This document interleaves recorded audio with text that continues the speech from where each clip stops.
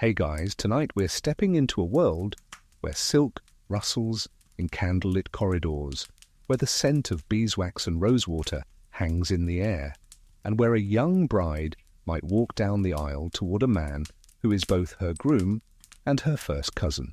The court musicians play as though nothing is unusual because, in this world, nothing is. You might think your family reunions are awkward, but trust me, you probably wouldn't survive this one. So before you get comfortable, take a moment to like the video and subscribe, but only if you genuinely enjoy what I do here. And if you're listening right now, I'd love to know where you are and what time it is. Drop it in the comments below. Now, dim the lights, maybe turn on a fan for that soft background hum, and let's ease into tonight's journey together. You find yourself strolling down a long marble hallway in a palace that smells faintly of polished oak and old parchment. Golden sconces flicker against painted ceilings, and ahead, the hum of a small crowd drifts in from the great hall. Tonight is a royal wedding, and though you expect some grand political match between distant powers, you quickly learn the truth. The bride and groom share the same grandmother. Everyone knows, no one bats an eye. In the courts of medieval and early modern Europe, this wasn't a scandal, this was strategy. Marrying cousins kept kingdoms intact, estates unbroken, and bloodlines pure, or so the ruling houses claimed. In truth, pure meant politically predictable. A cousin you've known all your life is less likely to stab you in the back than some foreign prince with a different agenda. Or so the reasoning went. You can almost hear the whispered toasts over goblets of spiced wine. Better to keep it in the family. It sounds strange now, but to them it was common sense. Marriage was less about romance and more about contract law, only with fancier outfits and a lot more gold embroidery. Historians still argue whether the earliest cousin marriages among rulers were a direct political invention or simply a byproduct of small aristocratic circles. After all, when your social pool is limited to other nobles, it's not exactly brimming with variety. You can picture the awkward dances at feasts. Half the people are your kin, the other half already spoken for. One mainstream historical fact stands out. England's Queen Victoria married her first cousin, Prince Albert of Saxe-Coburg and Gotha, in 1840. Their union wasn't just about love, though their letters suggest genuine affection, but also about solidifying ties between Britain and the German states. This set a precedent for many of their 9 children, who went on to marry cousins and other close relatives across Europe, earning Victoria the nickname Grandmother of Europe. And then there's the quirky detail you can't help but smile at. Some royal courts literally kept genealogical charts hanging on the walls, like family trees turned into ornate art pieces. They weren't there to admire the artistry, they were there to check whether 2 young nobles could wed without a papal dispensation. It was essentially the medieval version of swiping right with an ancestry report. In the room ahead, you see tonight's royal couple, framed by tall stained glass windows. The bishop's voice echoes as he blesses the union, conveniently overlooking the fact that the church officially discouraged such close marriages. But discouraged is not forbidden, especially if you can afford the right dispensation from Rome. Papal letters granting permission for cousin marriages were as common in certain centuries as royal banquet menus, just another part of the paperwork. The hall glitters with guests in embroidered doublets and jeweled headpieces. You hear polite applause, the kind that suggests relief more than joy, relief that the dowries won't be leaving the family, that alliances won't be handed to strangers. You feel a strange sense of quiet inevitability. Here, love is not the point. Continuity is. And yet there's something oddly human in the bride's shy smile, the way the groom's hand tightens around hers as they turn to face their kin. Perhaps they're fond of each other. Perhaps they've been raised together like siblings. Perhaps it's both. In this palace, no one questions it. To them, it's just how the world works. Beyond the open doors, the courtyard is alive with the clink of goblets, the shuffle of servants carrying platters of spiced pheasant, and the faint strains of a lute. This is the first of many cousin weddings you'll see tonight as we wander through centuries of royal halls, Somewhere in the back of your mind, you tuck away the odd sensation that the family tree here doesn't really branch. It loops, and it's about to get a lot more tangled. You step out into the palace courtyard, the cool night air brushing against your cheeks. The scent of crushed herbs, rosemary, thyme, maybe even mint, drifts up from the cobblestones where servants scatter handfuls to keep the dust down. Lanterns sway gently in the breeze, their golden glow reflecting off the polished armor of the guards. Somewhere nearby a fountain murmurs, its rhythm blending with the muted chatter of the guests. You wander toward a smaller side hall, curious about how we got here, how cousin marriage became so normalized among Europe's elite. And as you walk, the centuries seem to peel back. The music fades into the distant clang of a medieval blacksmith's hammer. The air thickens with the scent of wood smoke, and the castle walls become rough-hewn stone instead of polished marble. In the Middle Ages, noble families didn't have the luxury of dating apps or casual courtships. The dating pool was essentially a kiddie-sized wading pool. If you were a duke's daughter, you weren't going to run off with the baker's son no matter how poetic his bread-making skills. You were expected to marry someone of your station, and that usually meant another noble, preferably one with land, soldiers, and a good name. The problem?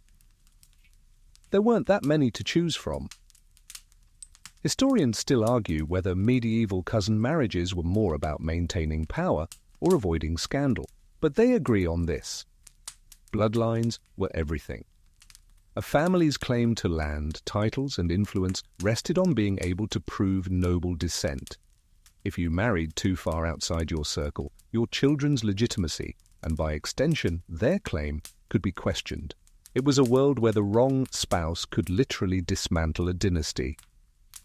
One solid historical fact: in 1215, the Fourth Lateran Council tightened the Church's rules on consanguinity. That's the fancy term for how closely related you can be to your spouse. They declared that you couldn't marry anyone within 4 degrees of kinship. But here's the quirky twist. The way they calculated those degrees was different from how we do it today. It meant you couldn't marry your first, second, or even some third cousins, unless, of course, you got a papal dispensation. And wealthy nobles, they were excellent at getting those. You picture a medieval nobleman unrolling a family tree in front of a church official, tracing lines with an ink-stained finger, and then quietly sliding over a heavy pouch of coins to make the problem disappear. The ink's still wet, the wedding could go ahead as planned. As you pass a row of long trestle tables piled high, with roasted meats, sugared fruits, and spiced wine, you overhear guests talking about the advantages of marrying close kin. "We know his parents," one says. "We trust her family," says another. It's the same logic you'd hear from someone defending why they shop at the same grocery store every week. It's familiar, reliable, and there are no surprises. But you can't ignore the other side of the coin. Even in the Middle Ages, there were whispers. Servants noticed when the same distinctive nose appeared generation after generation. Healers quietly compared notes when strange illnesses lingered in certain families. Still, it wasn't enough to change the practice. Not yet. Your path takes you to the Great Hall, where a tapestry stretches nearly the length of the wall. At first, you think it's a grand hunting scene, stags, hounds, noblemen with spears. But when you look closer, you realize the border is filled with intricate family crests, each connected by curling vines. It's a woven family tree, a reminder to every guest that the bloodline runs pure and proud. A group of young nobles stands beneath it, laughing softly. One points to a crest and says, "That's me," while another adds, "And me too, though from the other side." You can't help but notice how much they resemble each other, right down to the tilt of their eyebrows. Somewhere above, in the wooden gallery where musicians play, a lute plucks out a slow, meandering tune. The rhythm feels almost like the pattern of these marriages, predictable, looping, circling back on itself. You get the sense that in this world time moves differently. Dynasties don't just live in decades, they think in centuries. And so here among the medieval noble bloodlines, cousin marriage isn't a curiosity, it's policy. It's as much a part of the castle as the stone walls and the echoing halls. You can almost feel the inevitability of it, the way it's stitched into the very fabric of life here. Somewhere deep in the shadows, a servant carrying a tray pauses, glancing up at the tapestry. You wonder if they're thinking what you are, that in a family tree like this, there's not much room to branch out. You slip away from the great hall, the heavy doors closing with a low, echoing thud behind you. The air in this next corridor feels different, cooler, quieter, with the faint scent of old oil paint and beeswax. You've wandered into the portrait gallery, and here the centuries of cousin weddings stare back at you in gilded frames. It's impossible to miss the Habsburgs. Their faces seem to follow you as you walk, every jawline a little too familiar, every gaze steady and unblinking. You've heard about them before, of course, one of Europe's most powerful dynasties, rulers of Austria, Spain, and much of the Holy Roman Empire for centuries. But up close, the pattern is inescapable. Historians still argue whether the infamous Habsburg jaw was purely the result of generations of cousin marriages or whether it was just one exaggerated family trait passed along. Either way, the portraits don't lie. Those elongated chins and prominent lower lips appear again and again, like a signature the family could never erase. One undeniable historical fact: King Charles II of Spain, the last of the Spanish Habsburgs, was the product of a family tree so tightly wound it resembled a wreath. His parents were uncle and niece. His grandparents, well, they were also closely related. The result was a king plagued by ill health, infertility, and a reign that ended with the extinction of the Spanish Habsburg line in 1700. But here's the quirky part. Despite the physical signs, contemporary court artists still tried to flatter their subjects. They'd paint Charles II in regal armour, surrounded by symbols of strength and power, columns, battle scenes, divine light streaming from above. The chin, still there, but softened under skillful brushwork and maybe a strategically grown beard.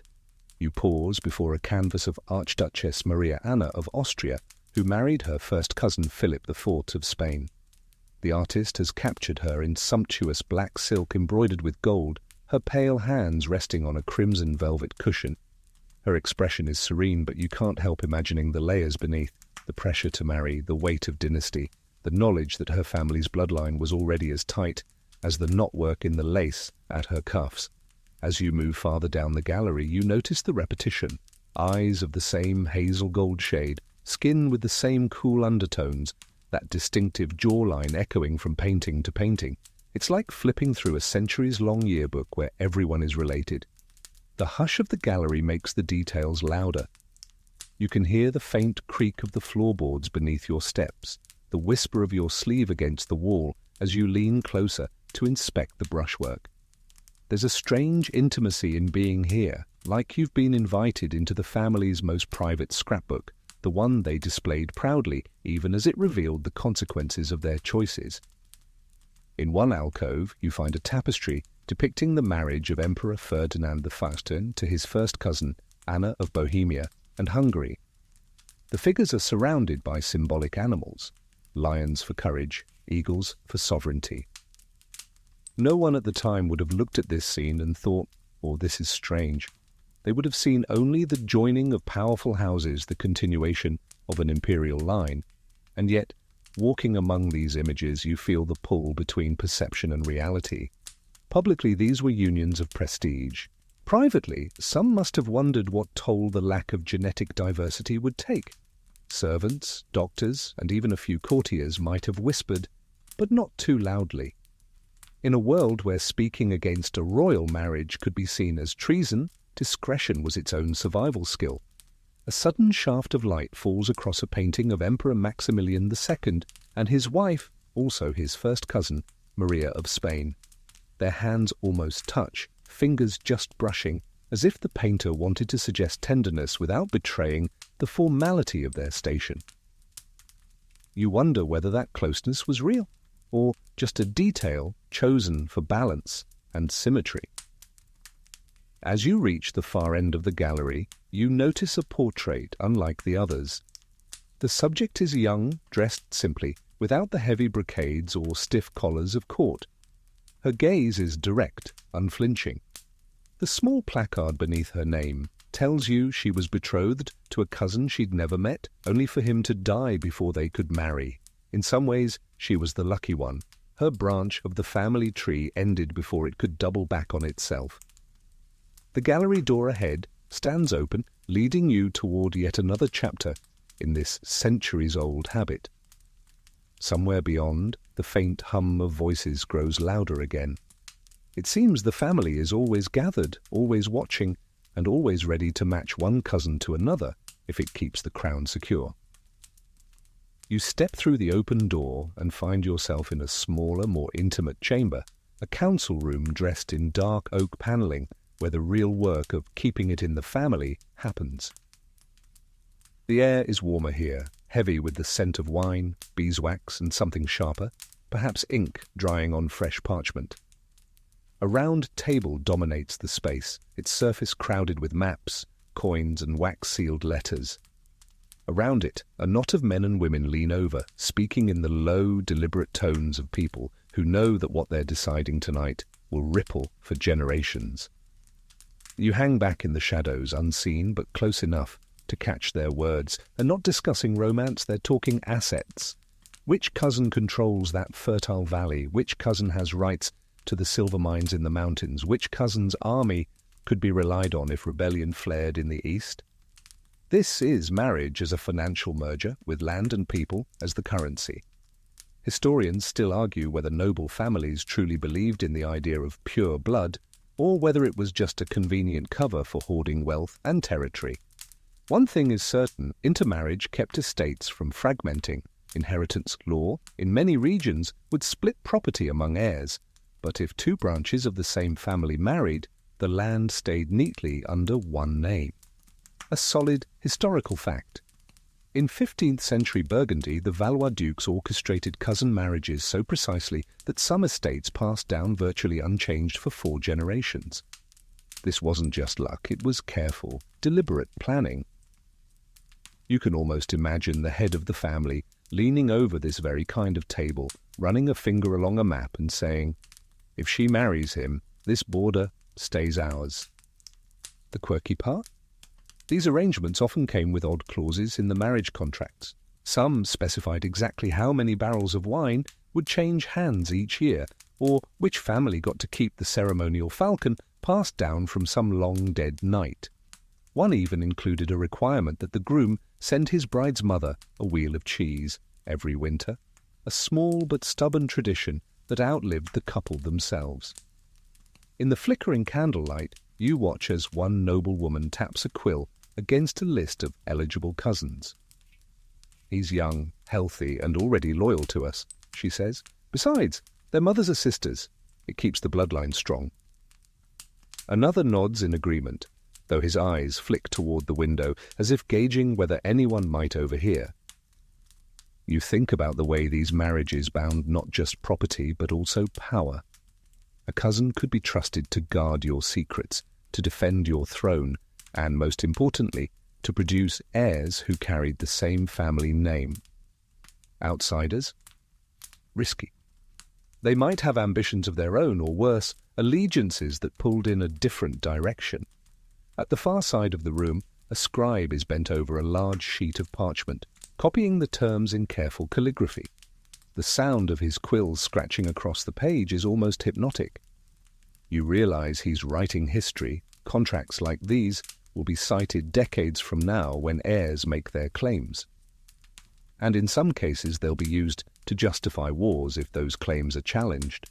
The chamber's single stained glass window glows softly with moonlight, throwing a pale blue sheen across the table. The candle flames quiver as a draught seeps in, carrying the faint murmur of music from the hall beyond. Out there, guests are dancing.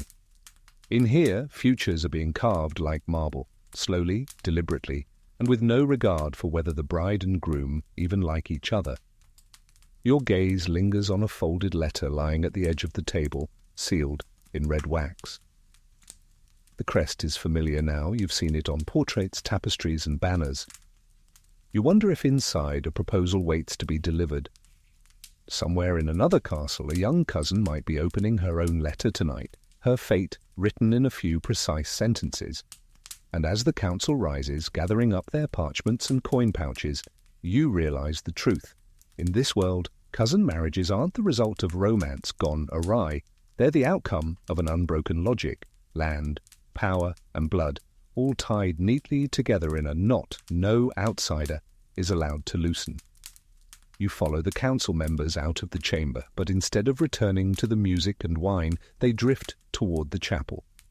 The air cools as you step inside, and the scent changes, less of roasted meat and beeswax, more of incense and stone dust. Tall, stained glass windows filter the moonlight into muted blues and reds, and the faint echo of footsteps disappears into the vaulted ceiling. This is where the church enters the game. On paper, the rules are strict. No marriage between close kin. In reality, those rules are negotiable. The marriage bans, those public announcements read in church to give anyone a chance to object, are often just a formality. If a king or duke wants to marry his cousin, it's less a matter of if and more a matter of how much paperwork. Historians still argue whether the medieval church's willingness to grant dispensations for cousin marriage was motivated more by theology or by the sheer flow of wealth and influence from noble petitioners. What's undeniable is that dispensations were handed out with remarkable regularity, sometimes for unions between people far more closely related than the average peasant could imagine marrying. A solid historical fact. In 1501, Catherine of Aragon married Arthur, Prince of Wales, two people who were related in multiple ways, including through a common great-great-grandfather. When Arthur died and Catherine later married his younger brother, Henry VIII, the Pope issued a special dispensation to allow it. This wasn't rare, it was business as usual, the quirky detail. These dispensations could be deeply personal documents, listing not just the names of the bride and groom, but also the exact family connections that would normally make the marriage illegal. Reading one feels a bit like eavesdropping on a very formal game of how are we related, except the stakes involve crowns and kingdoms. You watch as a priest opens a heavy leather-bound ledger at the altar. A nobleman stands beside him, pointing to an entry where some earlier union between cousins was recorded. The priest nods, dips his quill in ink, and begins drafting the petition. Somewhere in Rome, a clerk will read these lines, stamp them with approval, and send them back by courier. The seal will arrive before the wedding feast's spiced ale has gone flat. There's an odd beauty to the ritual, the way the incense curls toward the ceiling, the way candlelight softens even the cold stone of the chapel. For the families involved, this isn't bending the rules. It's part of the rules. Faith and politics are so entangled that the line between them is impossible to draw. At the far side of the chapel, a small alcove holds relics, a saint's bone encased in gold, a fragment of embroidered silk said to have touched the Virgin's robe. A noblewoman kneels there, her lips moving in silent prayer. Is she asking for her cousin's health, for a happy marriage, or simply for the continuation of the family name? The organ pipes hum faintly as the priest finishes his writing. A servant takes the parchment and hurries out into the night, bound for the next stage of the process. Somewhere in the distance you hear laughter from the banquet hall, proof that for most of the court the details are irrelevant. The marriage will happen, the church will bless it, and everyone will pretend that this is exactly what God intended. You step back out into the corridor, the chapel door closing softly behind you. For a moment, the incense clings to your clothes as if to remind you that the blessings here are as much about politics as they are about piety. The corridor beyond the chapel leads you back toward the great hall, but you slip down a side passage instead. The air grows warmer again, filled with the faint scent of honeyed wine and roasted almonds. Ahead, the muffled thump of drums and the lilting notes of a harp blend with voices in a chorus of polite approval. You step through an archway into the scene of a coronation feast, not for a king, but for a queen's consort.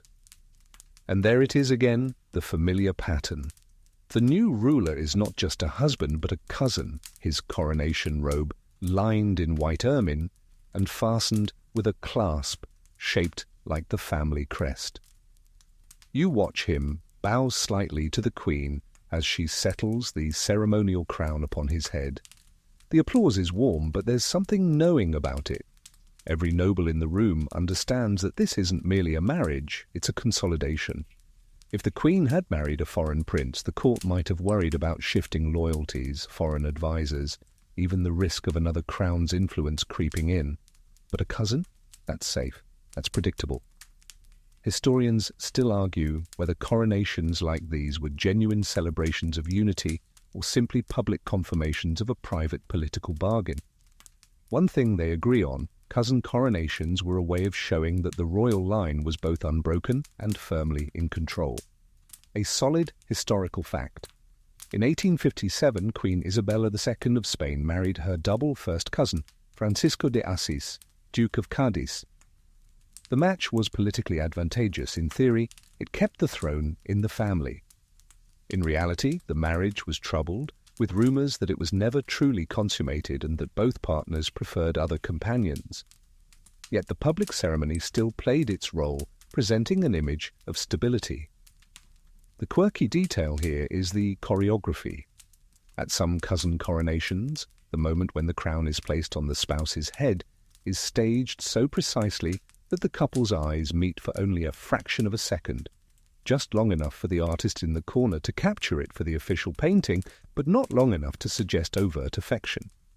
It's theatre, scripted down to the tilt of a chin. You watch servants circulate with trays of jewelled goblets, offering wine and cordial. In one corner, a group of elderly nobles whisper about which branch of the family will marry next.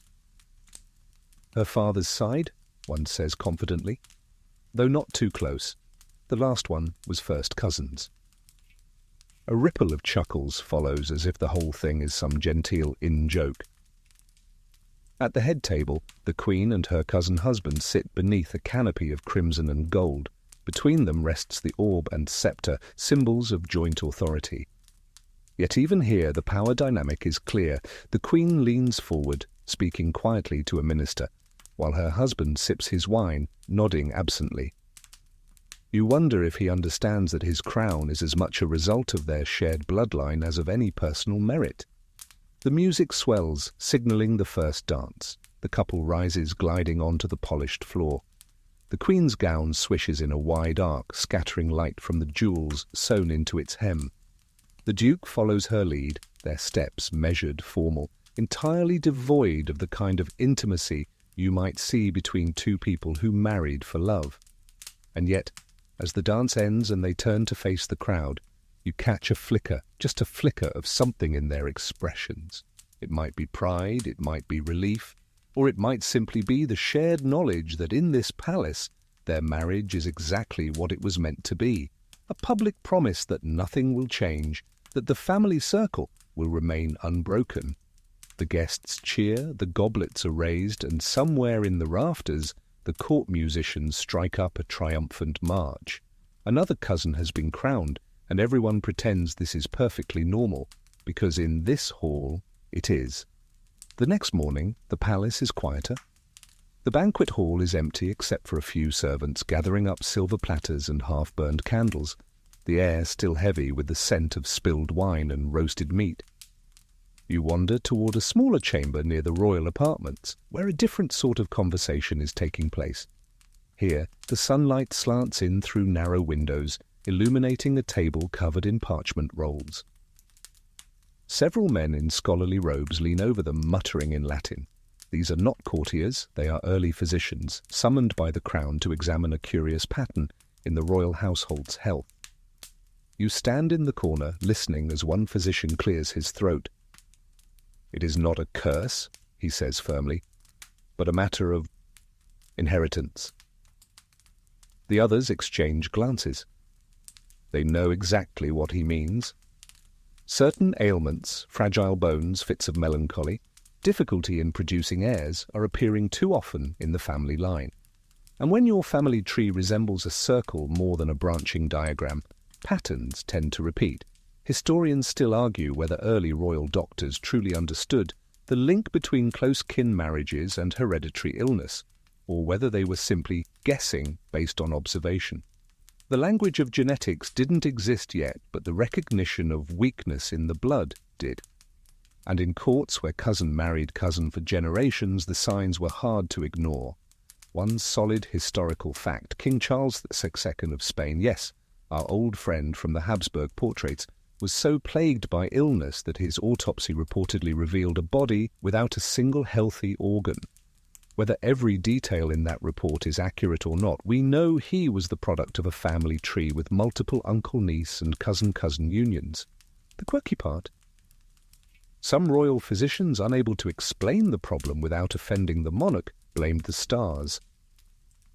Mars is in poor alignment with your blood, they would say, as if Jupiter's position was responsible for the heir's poor health. Others suggested pilgrimages, amulets, or bathing in specific mineral springs, anything that might seem like a cure without addressing the marriage patterns causing the trouble. As the physicians debate, you notice one younger doctor staring at a parchment chart with faint ink lines tracing marriages through the generations. His brow furrows. Again, he says quietly, pointing to two names joined by a delicate loop. Cousins. No one responds. The silence speaks louder than words. Everyone in the room knows that nothing will change. To admit the cause would be to question the very foundation of royal marriage policy. Outside the window, you see the young heir to the throne riding in the courtyard, his posture already stiff for his age. A nursemaid watches from the shade, her eyes following his every movement. You can't help but wonder if she, too, sees the pattern and knows the risks. The physicians eventually roll up their charts, their conclusions sealed in a letter for the royal household. Whatever their findings, they will be worded delicately. The crown cannot afford whispers about weakness, not when the stability of the realm rests on the perception of strength. As the door closes behind them, the room feels heavier somehow. The ink stains on the table, the faint smell of herbs in the physician's satchels, the curling edges of parchment, all seem to speak of a problem quietly acknowledged, but deliberately ignored. And so you step back into the corridor, the conversation echoing faintly in your mind.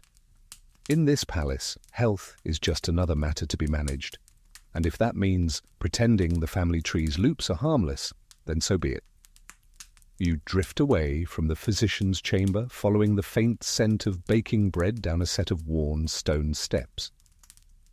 The sounds grow warmer here, pots clanging, laughter spilling from open doorways, the rhythmic thud of a knife on a chopping block.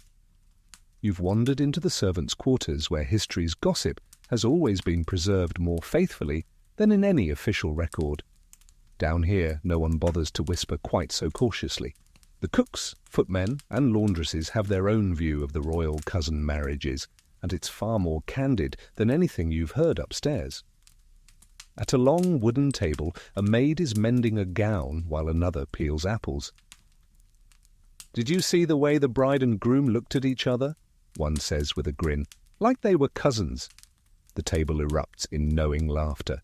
Historians still argue whether servants' gossip influenced public perception of the nobility, but there's no doubt it kept the truth alive in private circles. While official portraits and court poets celebrated these unions as grand alliances, the people who polished the floors and poured the wine noticed the more human side of things. A solid historical fact in the court of Louis XIV, the Sun King, several of his relatives married their cousins, including two of his own nieces, to the same cousin, the Duke of Orleans. Letters from servants and minor courtiers describe these matches with a mix of fascination and mockery, noting how the resemblance between bride and groom was such that their offspring need not guess their parentage. The quirky part is how the servants developed a private language for such things. They wouldn't say inbred or too close, not in words that might be overheard by the wrong ears. Instead, they'd use phrases like a family likeness or the crown fits snugly.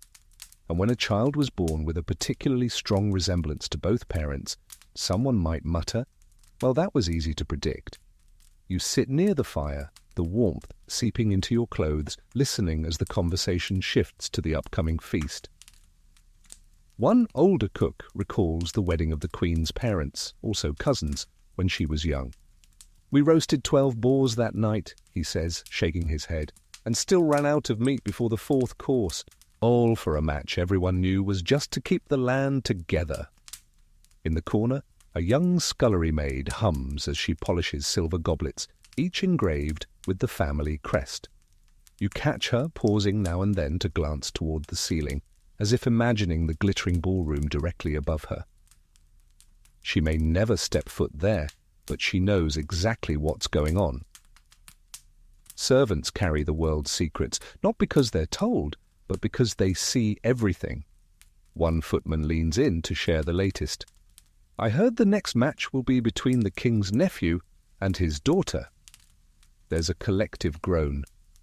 "A shame," says the laundress. "The boy's handsome enough to find a wife from anywhere."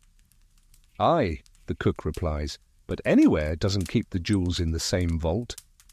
It strikes you that the servants' gossip, though wrapped in humour, is laced with a kind of weary inevitability. They joke because they can't change anything. The marriage arrangements are decided in the council rooms upstairs, blessed in the chapel, and toasted in the banquet hall. Down here, they're just another story to tell while peeling potatoes. A bell rings somewhere in the corridor, calling the staff back to their duties. The laughter fades, replaced by the quiet efficiency of people who know their place in the palace's hierarchy. But the words linger in the warm air, settling into the same invisible archive that has preserved generations of whispered truth. As you climb the steps back toward the marble corridors, you realize the palace has 2 histories, the official one, written in gilded ink, and the unofficial one passed between servants over the kitchen table. And in that second history, cousin marriage is not a matter of politics or prestige. It's simply the way the family keeps drawing the same circle again and again.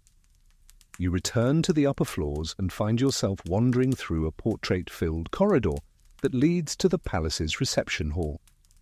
The air here smells faintly of lavender and beeswax polish, and the marble tiles echo your steps like a slow metronome. Inside the reception hall, the chatter rises in a dozen languages. The place is crowded with ambassadors, envoys, and visiting nobles. It's immediately clear why they're here. The newest royal couple is holding a public appearance. The bride, resplendent in pale gold satin, stands beside her groom, who wears a crimson doublet embroidered with tiny pearls. To the casual observer, they might be any noble pair, but you've learned enough by now to spot the telltale resemblance, the shape of the eyes, the curve of the chin, the subtle mirroring in posture. Yes, these 2 are cousins. Historians still argue whether portraits of cousin couples were meant to disguise their relation or celebrate it. In some courts, the resemblance was painted down, softer features, altered hairlines, to avoid gossip. In others, the similarity was almost a badge of pride, proof that the bloodline was unmixed and therefore true. A solid historical fact, Queen Victoria's children and grandchildren married so extensively into other royal families, many of them cousins, that by the early 20th century, the rulers of Britain, Germany, and Russia were all related as first cousins. This web of kinship was so well known that during World War I, political cartoonists mocked the monarchs as squabbling family members at a tense dinner table. The quirky part? In some royal weddings between cousins, painters were commissioned to create joint portraits where the couple would be depicted holding the same object, a shared book, a globe, or even a bouquet, symbolizing unity. But for the viewer with a sharp eye, the more striking unity was often in their facial features. As you drift closer to the dais, you overhear the murmured exchanges of the foreign envoys. "A wise match," one says. "The dowry stays within reach." Another nods. "And no danger of a foreign power claiming influence." These are the diplomatic niceties of cousin marriage. It's less about romance and more about keeping the chessboard arranged exactly as it has been for decades. Behind the dais, court artists are already sketching the couple, capturing the moment for a formal oil painting that will hang in the palace gallery. You imagine how it will look in a century, the cousins frozen forever in fine silk and gold, their resemblance a silent detail the artist neither confirms nor denies. One painter adjusts his angle to avoid the harsh light that flattens the couple's features. Another quietly consults an earlier portrait to ensure continuity. Yes, the bride's nose must match her mother's, and the groom's jawline must echo his uncle's. These details matter in royal imagery, where lineage is the true subject of every painting. As the formal greetings continue, you notice how easily the couple plays their part. They smile at the right moments, exchange practiced glances, and accept compliments with a poise that suggests years of preparation. Whether they feel any genuine affection is impossible to tell, and perhaps irrelevant. Here, the marriage's success is measured in alliances secured and bloodlines maintained, not in tenderness. The reception winds down with the couple stepping aside to speak privately with a cluster of older relatives. One of them, a silver-haired duchess, rests a hand on each of their arms, smiling broadly as she surveys the room. She, more than anyone, seems to understand the unspoken rule. The family stays strong when it stays together, sometimes a little too together. The guests begin to filter out, their silk slippers whispering over the marble floor. You follow them into the hallway, where the air feels cooler and freer. But even as the crowd disperses, the image of the cousins on the dais lingers in your mind, two people tied by both law and blood, standing in a room full of people who see nothing unusual about it at all. You leave the reception hall and follow the hum of quieter voices down another long corridor, its walls lined with dark wood panels carved with family crests. The path leads to a tall, arched doorway where a heavy velvet curtain muffles the sound beyond. You push it aside and step into a war council room, though instead of generals and maps of battlefields, the table here is scattered with genealogical charts, marriage contracts, and little figurines marking alliances. The air is thick with the smell of parchment and sealing wax. Around the table sit a half-dozen advisers, grey-haired statesmen, sharp-eyed dowagers, and one very tired-looking scribe with ink stains up to his elbows. They are not planning battles, they are planning weddings. You take a seat at the edge of the room, unnoticed as the conversation unfolds.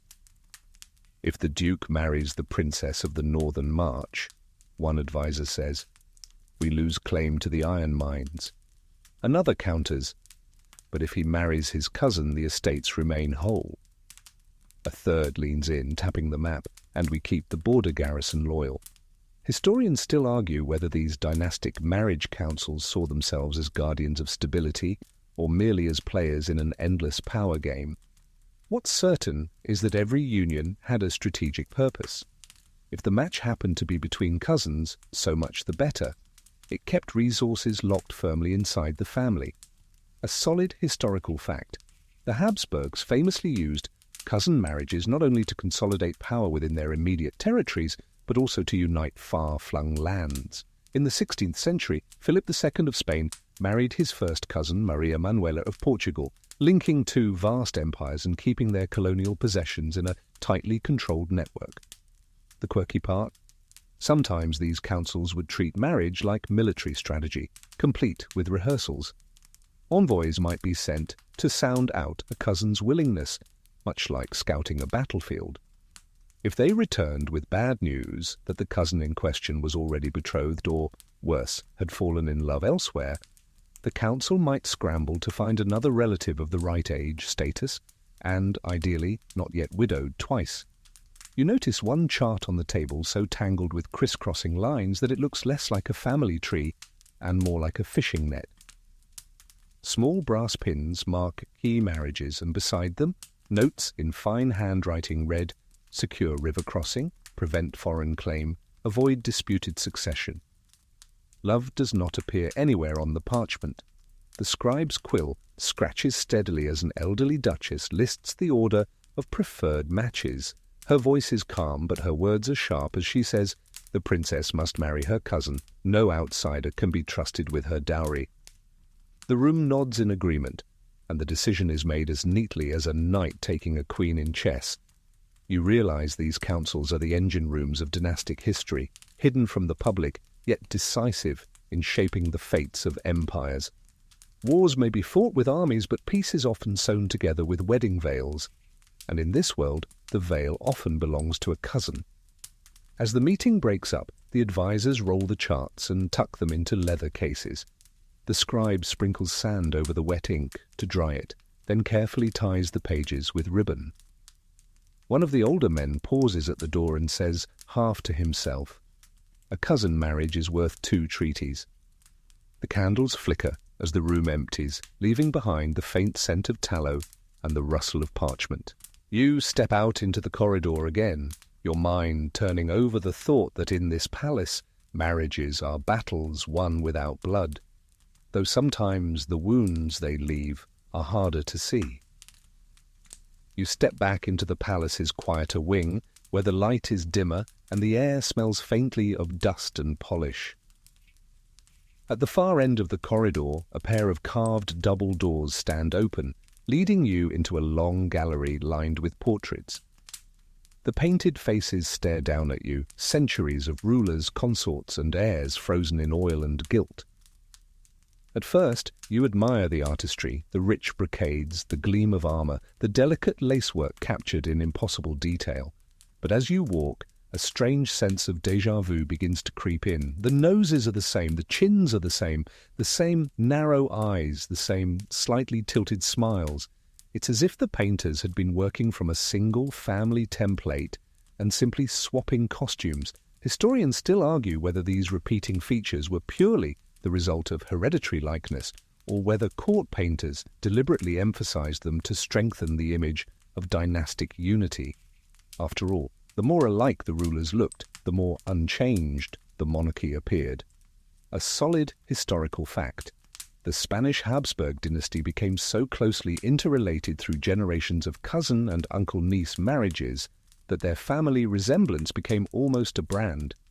Even when a ruler's health was poor, the portraits projected authority because the face was recognizably Habsburg. The quirky part? Some court painters were quietly instructed to adjust certain features. If a chin was too long, they'd soften it. If the eyes drooped, they'd lift them ever so slightly. But they couldn't alter the resemblance entirely. Too much change, and the family pride in recognizable blood would be offended.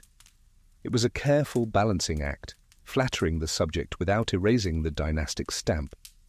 Halfway down the gallery, you pause before 2 portraits hung side by side. The labels reveal the sitters were cousins, and also husband and wife. In the paintings, they look more like siblings than spouses, their matching expressions almost uncanny. You imagine the painter quietly noting this as he worked, dabbing his brush in ochre, perhaps wondering if anyone centuries later would notice. The longer you walk, the more the repetition becomes unsettling. A prince from 150 years earlier could be mistaken for the current heir, if not for the difference in clothing. The resemblance is both a point of pride and a subtle, unspoken warning. Too much sameness can carry its own risks. Near the end of the gallery, a smaller, less ornate portrait catches your eye. The subject is a young woman with delicate features, painted in muted tones rather than the usual jewel-bright colours. The plaque says she was betrothed to her cousin but died before the wedding.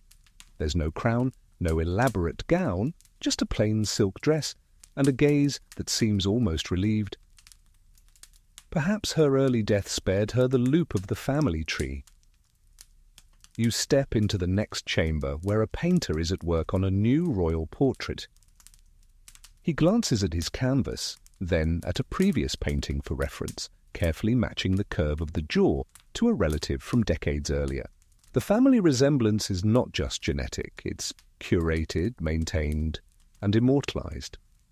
As you leave, the eyes in the portraits seem to follow you, each one a reminder that in this palace, history doesn't just repeat. It looks exactly the same while doing it. You slip into a narrow side passage, the kind servants use to move unseen between grand rooms, and follow it until the muffled hum of music and chatter fades away. When you emerge, you're in a quieter wing of the palace, a series of private chambers where the doorways are hung with thick curtains instead of heavy carved doors. Here, the air smells faintly of rose oil and linen, and the light is softened by silk-draped windows. It's here, behind closed curtains, that the polished public image of cousin marriage sometimes cracks. Tonight, a low murmur draws you toward one half-open curtain. Inside, a young bride sits at a dressing table, her fingers twisting the edge of a lace handkerchief. Behind her, the groom, her cousin, paces the room in stockinged feet, his jacket discarded over a chair. They're speaking in low, tense voices. You hear her say, "I wanted someone different." He replies with a bitter laugh. Different doesn't keep the family together. Neither looks at the other for long. Historians still argue whether most cousin marriages among royals were personally unhappy, or whether some couples managed to find genuine companionship in the arrangement. Letters that survive from certain unions show warmth and partnership. Others read more like polite correspondence between business partners. A solid historical fact.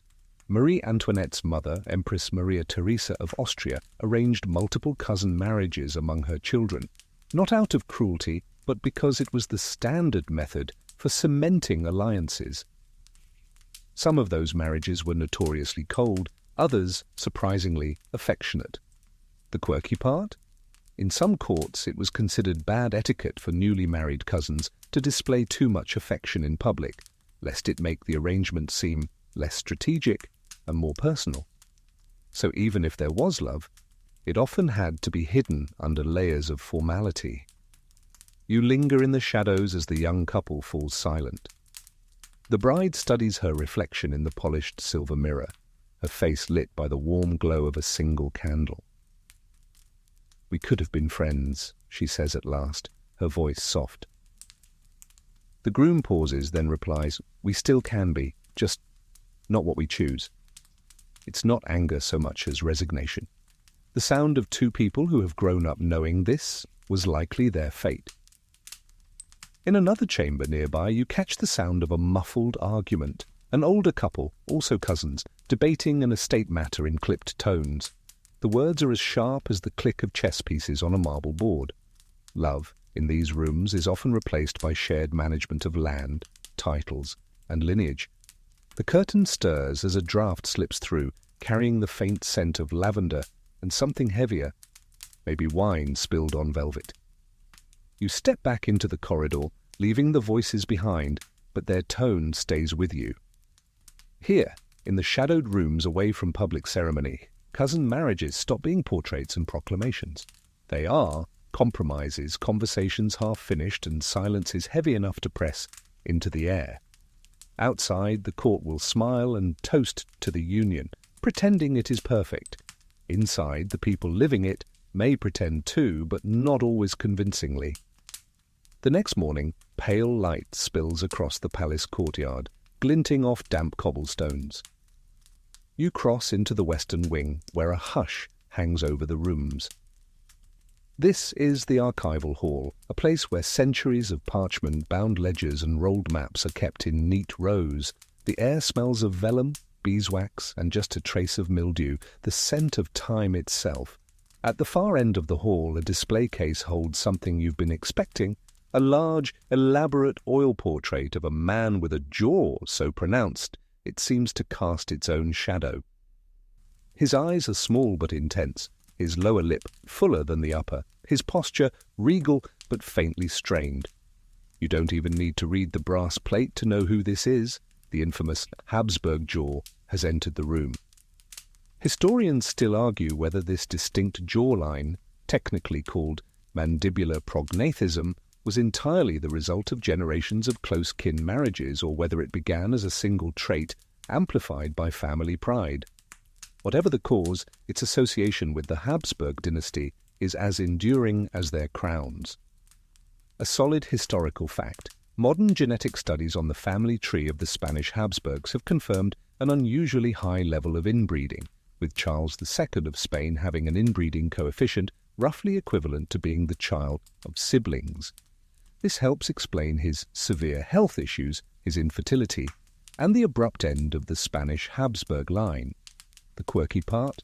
Court jesters, who could get away with saying what others could not, sometimes slipped sly jokes about the jawline into their performances, pantomiming exaggerated chins or bumbling as if their teeth wouldn't close properly. These jokes had to be wrapped in enough absurdity to avoid offense, but everyone knew exactly what was being referenced. You study the portrait more closely. The painter has clearly tried to soften the most pronounced angles, but even his skilled brush can't disguise the familial stamp. Behind the man's chair, a tapestry depicts a family crest ringed with a garland, symbolizing unity. But you can't help thinking it also looks like a circle drawn too tightly. Nearby, another portrait catches your eye, a young Habsburg princess, her features delicate but unmistakably part of the same genetic story. Her jaw is subtler, but the set of her mouth and the shape of her cheekbones are echoes of her relatives. She married her cousin, as expected, and her children carried the same traits forward like heirlooms no one could refuse. In the center of the archive, a massive genealogical chart stretches across a table. It's a web of names and dates, each joined by neat ink lines. As you trace the paths, you see the loops, uncle to niece, cousin to cousin, circling back on themselves again and again.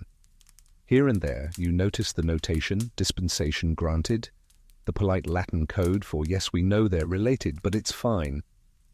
The light through the high windows fades slightly as a cloud passes overhead, casting the portraits in shadow. In that dimness, the faces seem to blur into one another, generation after generation, the same eyes, the same chin, the same story repeating. You leave the hall with the sense that the Habsburg jaw is more than a physical trait. It's a symbol, a visible reminder of how far the idea of keeping it in the family can go when the family controls empires. You leave the archival hall and find yourself in a narrower corridor, one that feels quieter than the rest of the palace. The walls here are lined with smaller, more personal portraits, no grand crowns or ceremonial armor, just simple bust-length images of young men and women whose destinies were drawn up for them in council rooms. Some faces are serene, others almost defiant, and a few are missing entirely. You stop before a small plaque under an empty frame. The inscription tells you the story of a royal cousin who refused the marriage arranged for her. She had been promised to a man she'd known since childhood, a cousin close enough that the church required a dispensation. But she refused to sign the betrothal contract, even under threat of losing her titles. Historians still argue whether her decision was fueled by a forbidden romance with someone outside the family, or whether she simply balked at the idea of marrying someone so close in blood. The official records are polite but vague. The court chroniclers wrote that she retired from public life, which is often code for exile. A solid historical fact. In the late 18th century, Princess Amalie of Prussia was pressured to marry her cousin, Prince Louis Charles of Prussia. She refused outright, causing scandal in the court. While she kept her status, she was quietly pushed to the political margins, spending most of her later years in semi-isolation. The quirky part? In some courts, refusing a cousin marriage was such a breach of tradition that poets were commissioned to write veiled criticisms of the rebel.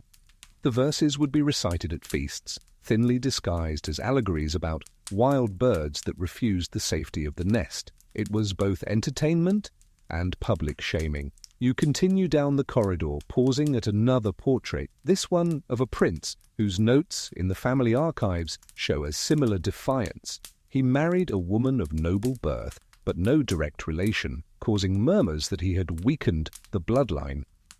In the margins of an advisor's letter, someone has scrawled a single word, foolish. Through a half-open door, you overhear the faint voice of an older noblewoman instructing a younger girl. You don't have to love him. You just have to understand why it's necessary. The girl doesn't respond, but you catch the sound of her chair scraping back, as if she's trying to put distance between herself and the advice. The corridor ends at a small window overlooking the gardens.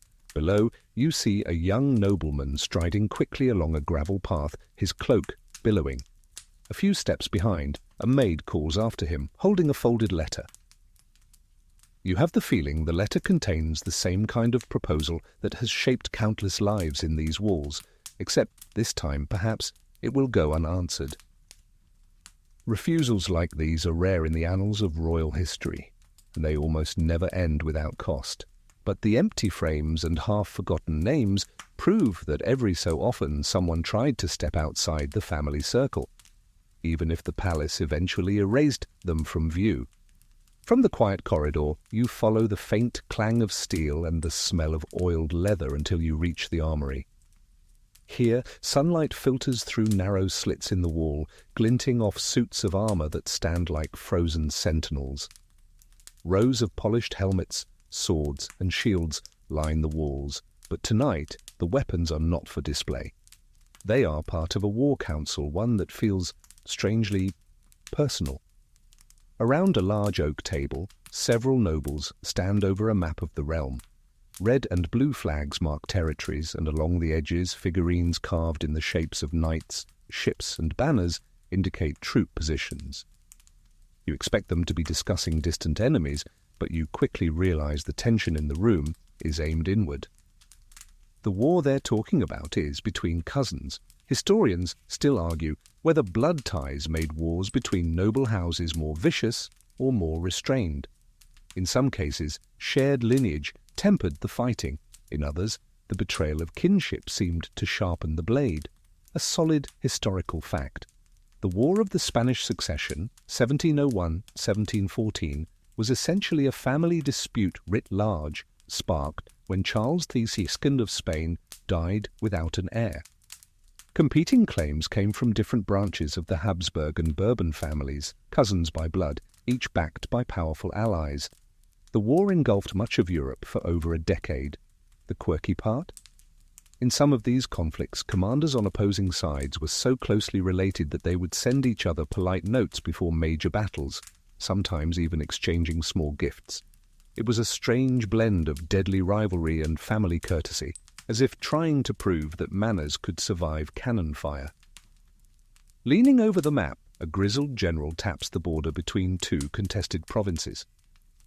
"If we cede this," he says, "we give him the strength to challenge our claim to the coast."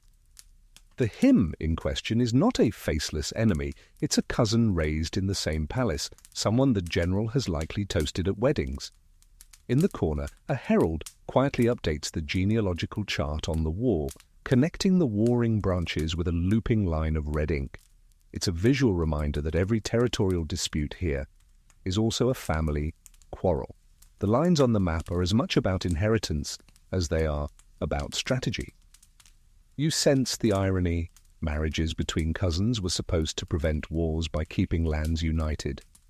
But sometimes those same marriages created such entangled claims that the only way to resolve them was with armies. A messenger bursts into the room, delivering a letter sealed with a familiar crest. The wax is cracked open and the contents read aloud. A formal declaration of war, signed by a man addressed both as His Majesty and our most beloved cousin. The room falls silent. Outside, somewhere in the courtyard, the sound of marching boots begins to echo. As you step back into the hallway, you realize that in this world, the line between wedding vows and battle lines is dangerously thin, and sometimes the hand that once placed a crown on a cousin's head will later point a sword at their chest. The sound of marching boots fades as you make your way into another part of the palace, one far quieter and dimly lit. Here, the walls are hung not with portraits or maps, but with heavy curtains to muffle sound. You push one aside and find yourself in a candlelit study where a group of royal physicians and attendants are gathered.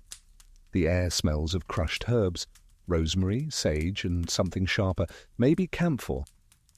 A young prince lies on a chaise near the fire, his face pale, his breathing shallow. A physician kneels beside him, listening intently, while another pages through a thick, leather-bound ledger of case notes.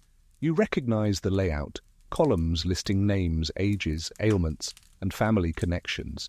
The pattern is impossible to ignore. The same surnames repeat, generation after generation, alongside similar illnesses.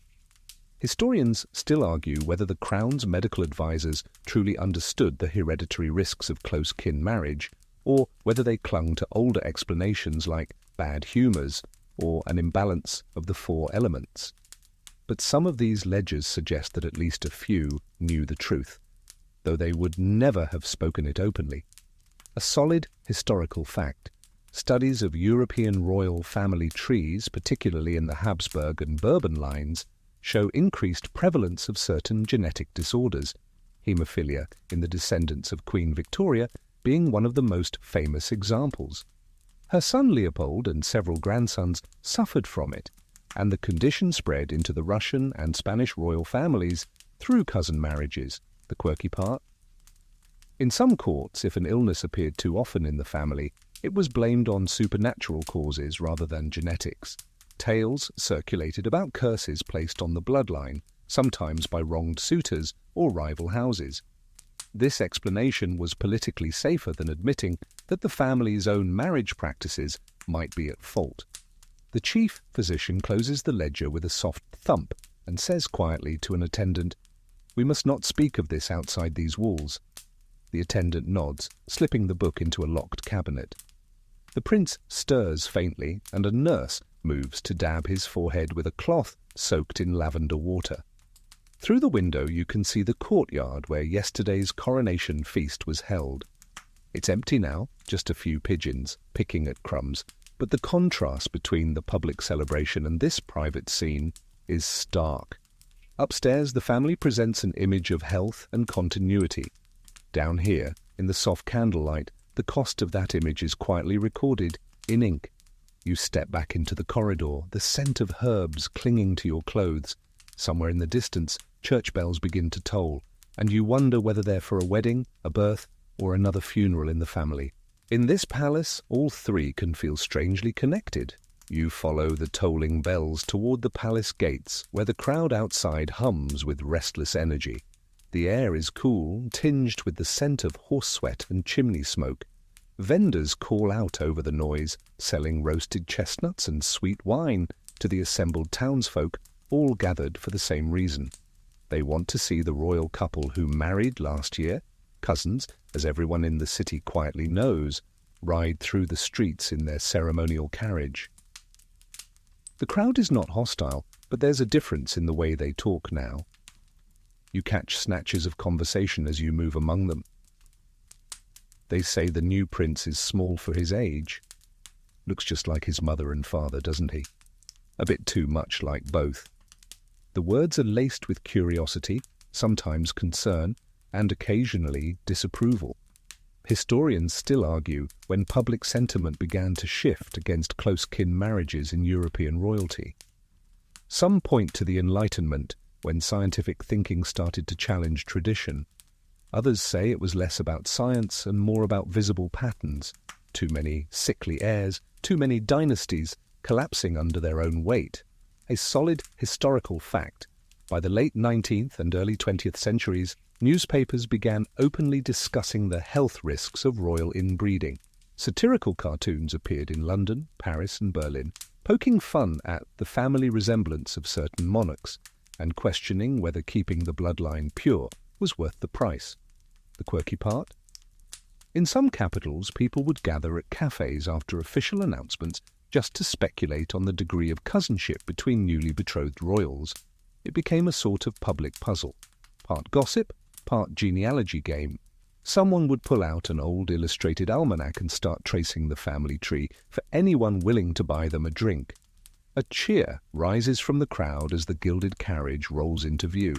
The couple inside smiles and waves with practiced ease, their clothes shimmering in the pale sunlight.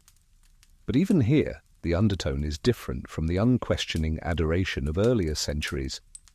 Some bow deeply, others just watch in silence, eyes sharp, taking in every detail. A little boy on his father's shoulders points at the crest on the carriage door. "What's that?" he asks. "It's the family's symbol," the father says, then hesitates before adding, "It means they've been here a long, long time." You watch as the carriage disappears down the cobbled street, the crowd closing in behind it. The bells fall silent. In their place, the murmurs continue. Proof that outside the palace walls, cousin marriage has become something People don't just accept automatically, they question it now, they talk about it. And once people start talking, the world can change faster than any royal council might like. By late afternoon, the palace gardens are bathed in the warm gold of the lowering sun. You follow a winding gravel path past marble fountains and clipped hedges until you come upon a quiet alcove. Here, a young royal couple sits together on a stone bench, half hidden by blooming orange trees. Their conversation drifts toward you on the breeze, not the stiff formality of court, but something softer, tinged with uncertainty. They are cousins, newly married, and they are trying, awkwardly, to talk about whether this is love or something else entirely. She leans forward, her hands folded in her lap. "Do you think we would have found each other if we weren't family?" she asks. He hesitates, then admits, "Probably not, but maybe that doesn't matter now." Historians still argue whether cousin marriages among royals were ever about romance in the modern sense, or if affection was a lucky accident that occasionally happened within the confines of political duty. Surviving letters suggest that some couples genuinely cared for one another, even when the match was arranged. Others were content to live politely apart once the heirs were secured.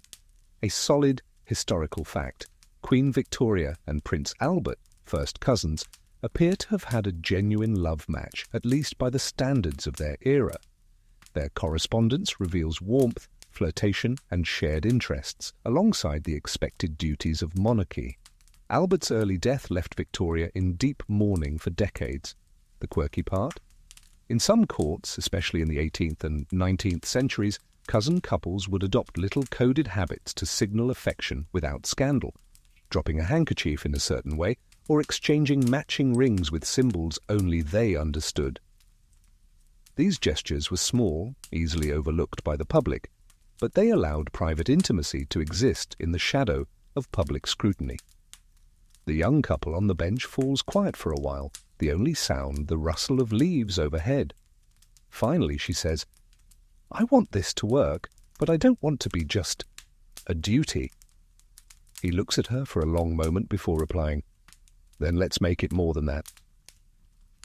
There's an earnestness in his voice, but also a faint trace of doubt, as if he's not sure the weight of family expectations will leave room for anything more. You turn away, giving them their privacy, and wander deeper into the garden. The gravel crunches underfoot, the scent of orange blossoms lingers in the air, and you find yourself thinking that even in a world where marriage is a tool of politics, human hearts still try to carve out a place for themselves. Here, among the hedges and fountains, you can almost believe that love, real, unarranged, uncalculated, might take root, even if it has to grow in the narrow space allowed by the family tree.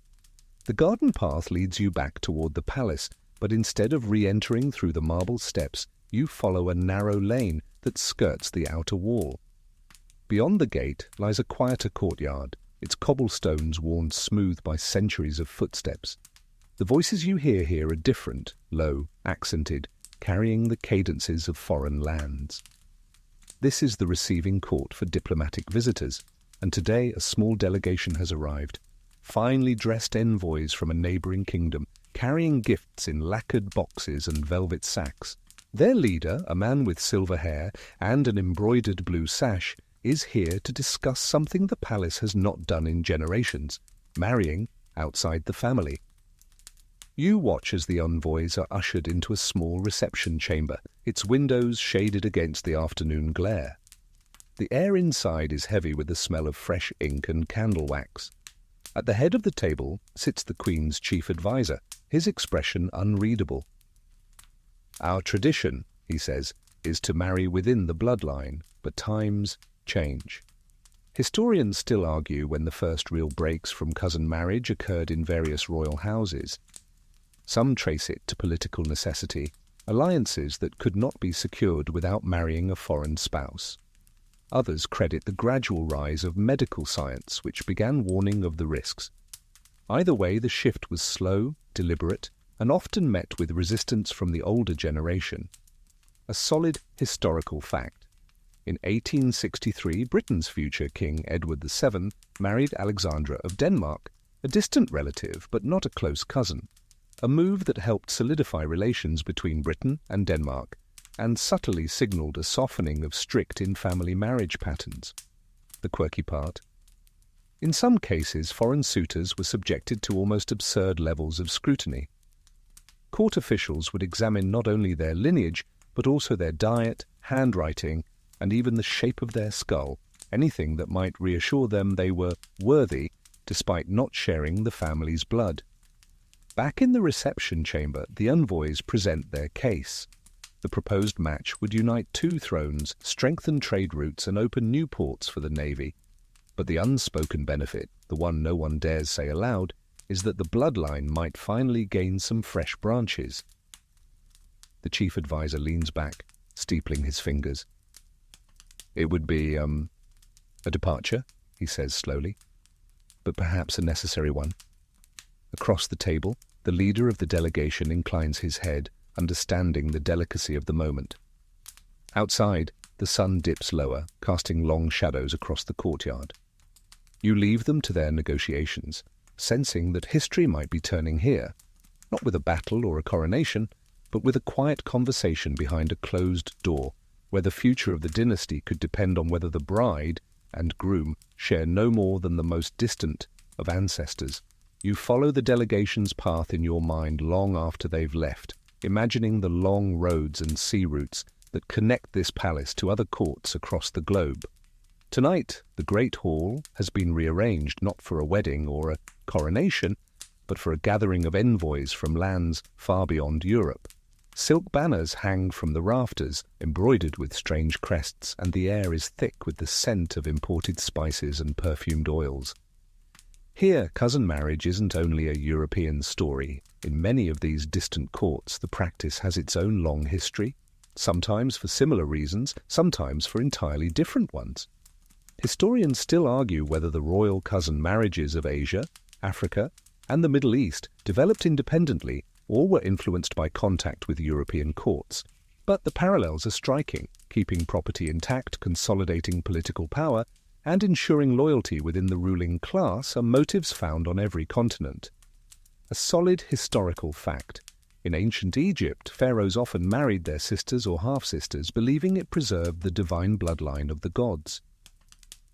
In the Islamic caliphates, cousin marriage was encouraged by both tradition and religious law, particularly in elite families, as a way to keep wealth within the clan. And in the Hawaiian kingdom during the 19th century, high-ranking chiefs sometimes married close relatives to maintain the sacredness of their royal line. The quirky part? In the Mughal court of India, cousin marriages sometimes came with extravagant gift exchanges that lasted weeks, gems traded for war elephants, bolts of silk matched with carved ivory palanquins. These weddings could bankrupt a treasury even when the bride and groom lived in neighbouring palaces. Tonight's gathering hums with the quiet confidence of rulers who see themselves reflected in one another's traditions. An Ethiopian envoy in white-embroidered robes speaks of how imperial cousin marriages were once used to unite rival branches of the Solomonic dynasty. A Persian delegate nods, noting how similar strategies played out in Safavid Iran. Across the table, a visitor from Morocco recalls how cousin marriages kept tribal alliances stable in the Atlas Mountains. As you move through the room, you hear snippets of shared understanding, the challenges of producing heirs, the careful balancing of public opinion, the negotiations required when love and politics pull in opposite directions. You realize that for all their differences, these courts speak the same quiet language when it comes to the family tree. Outside, the night air is soft and cool. You step into the torchlit courtyard, glancing back at the hall where rulers and envoys exchange knowing smiles over shared history. Whether in Europe, Africa, or Asia, the logic of cousin marriage has travelled across cultures like a well-worn path, sometimes ending in peace, sometimes in disaster, but always shaping the fate of those who walk it. The next morning, you find yourself in a quieter wing of the palace, where the walls are lined with tall windows letting in pale winter light. Here, the air feels different, less ceremonial, more academic.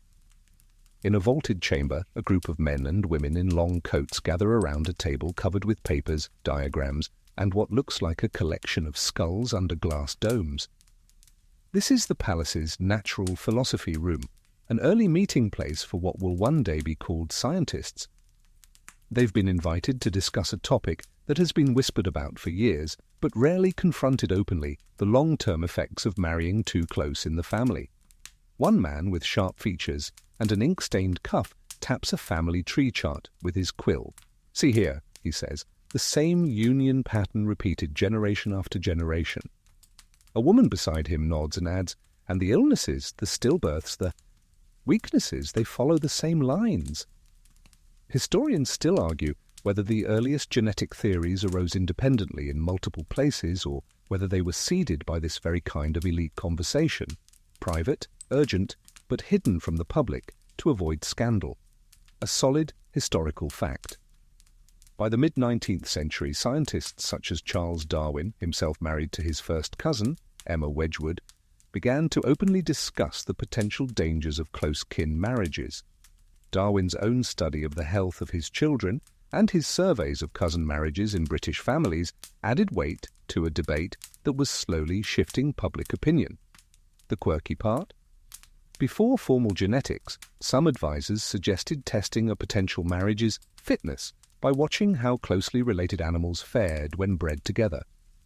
In one palace, a miniature herd of goats, painstakingly tracked in ledgers, was used to argue for or against a proposed cousin union. In the chamber, the discussion grows heated. One elder courtier insists that blood purity is a strength, not a weakness. The younger scholars counter with case notes, pointing to charts where names and illnesses overlap almost perfectly. But when someone suggests presenting their findings to the monarch, the room falls silent. A cough echoes. Eyes slide toward the floor. The implication is clear. Speaking this truth to the throne could cost them more than their positions. From your vantage point near the door, you can see the tension in their faces. They know they're right, or at least close to the truth, but they also know the weight of tradition. Outside, in the public eye, cousin marriage is still wrapped in ceremony and honor. Inside these walls, the evidence is beginning to suggest that the very thing meant to preserve the dynasty might be quietly undermining it. The meeting ends without resolution, the papers are gathered, the skulls carefully returned to their domes, and the scholars disperse through different doors to avoid notice. You step back into the sunlit corridor, carrying the unshakable sense that this debate will not stay hidden forever, though for now it remains behind curtains and whispers. Later that day, you wander into the palace library, a place that smells of dust, ink, and the faint sweetness of old leather bindings. Sunlight filters through tall, arched windows, casting narrow golden stripes across the long tables. Shelves rise in towering rows, some filled with heavy ledgers, others with delicate, leather-bound novels whose spines gleam faintly in the light. You find a small reading alcove.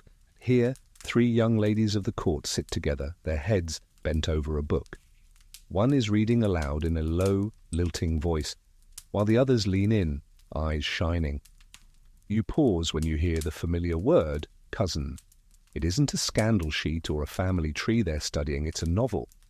The heroine, they tell you with delight, is falling in love with her cousin. Historians still argue how much literature reflected reality versus shaping it. In certain eras, particularly the 18th and 19th centuries, cousin romance in fiction was often portrayed without moral outrage. In Jane Austen's Mansfield Park, 1814, Fanny Price marries her first cousin Edmund Bertram, and the union is presented as both socially acceptable and emotionally satisfying to contemporary readers. A solid historical fact. Many literary works of the 18th and 19th centuries treated cousin marriage as unremarkable, sometimes even ideal. It was seen as a way to keep wealth within a family, maintain social rank, and pair characters who already knew each other well. Only later did medical science and shifting social attitudes turn it into a subject of moral debate. The quirky part. In some serialized romances printed for the masses, publishers would subtly change cousin relationships to family friends, when reissuing the work decades later, quietly adjusting the story to match new social norms. One of the young women in the alcove closes the book with a sigh. "I think it's sweet," she says. "They already trust each other." Another nods, adding, "And it's better than marrying a stranger from some far-off place." The third, quieter than the others, says nothing, but you notice her glance toward the window as if she's imagining a different kind of love story altogether. On the table beside them lies a small stack of books, some poetry, some history, all worn at the edges. You can't help but think about how fiction makes certain ideas feel natural. For generations, stories like these have softened the public's view of cousin marriage, wrapping it in the language of affection and destiny. You move on, leaving the young women to their quiet literary world, and step back into the vast main hall of the library. The silence here is thick, but it's not empty. Every book on these shelves carries the voices of its time. And in more than a few, the lovers are cousins, their union celebrated without question.